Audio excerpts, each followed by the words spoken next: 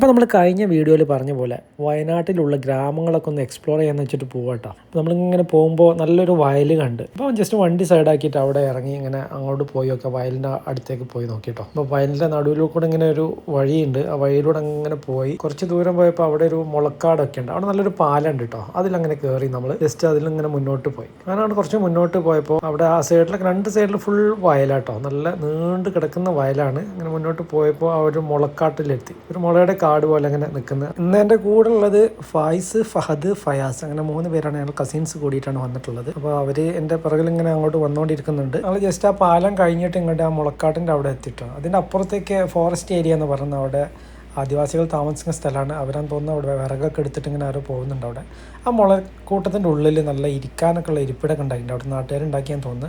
പിന്നെ ഒരു കല്ലുണ്ടല്ലോ, എന്തോ ഫോറസ്റ്റിൻ്റെ ബൗണ്ടറി ഏരിയ അങ്ങനെ തോന്നുന്നത്. അതിമെന്തോ 2009/10 എന്ന് എഴുതിയിട്ടുണ്ട്. സൈഡിലൂടെ ഇങ്ങനെ ഒരു അരുവി നീങ്ങുന്നുണ്ട് കേട്ടോ. അത് ഫുള്ള് വെള്ളമായിട്ട് നല്ല കലക്ക് വെള്ളമാണ്. ഇപ്പോൾ മഴയൊക്കെ ഉള്ളതുകൊണ്ടാണ് തോന്നുന്നത്. മുളക്കാട് എന്ന് പറഞ്ഞാൽ നല്ല തിക്ക് മുളായിട്ട് ഇങ്ങനെ നിൽക്കുന്ന നല്ല തണുപ്പുള്ള സ്ഥലം കേട്ടോ. നല്ല രസം ഇരിക്കുക. കുറച്ച് നേരമൊക്കെ നമ്മൾ അവിടെ സ്പെൻഡ് ചെയ്തിട്ട് ചെറിയ ചാറ്റൽ മഴയൊക്കെ അങ്ങനെ വന്നപ്പോൾ നമ്മൾ എന്ത് ചെയ്യും, എല്ലാം അവിടെ നിന്ന് എണീറ്റും എല്ലാം അങ്ങോട്ട് പോവുകയാണ്. അടുത്ത് നമ്മൾ പോകുന്നത് ചേകാടി എന്ന് പറഞ്ഞ ഒരു ഗ്രാമത്തിലേക്കാണ്. അപ്പോൾ അങ്ങോട്ട് പോയിട്ട് അവിടുത്തെ വീഡിയോ ആയിട്ട് വീണ്ടും കാണാം. അപ്പോൾ നമ്മുടെ പുതിയ വീഡിയോ കിട്ടാൻ വേണ്ടിയിട്ട് നമ്മൾ ചാനൽ ഒന്ന് സബ്സ്ക്രൈബ് ചെയ്തേ കേട്ടോ.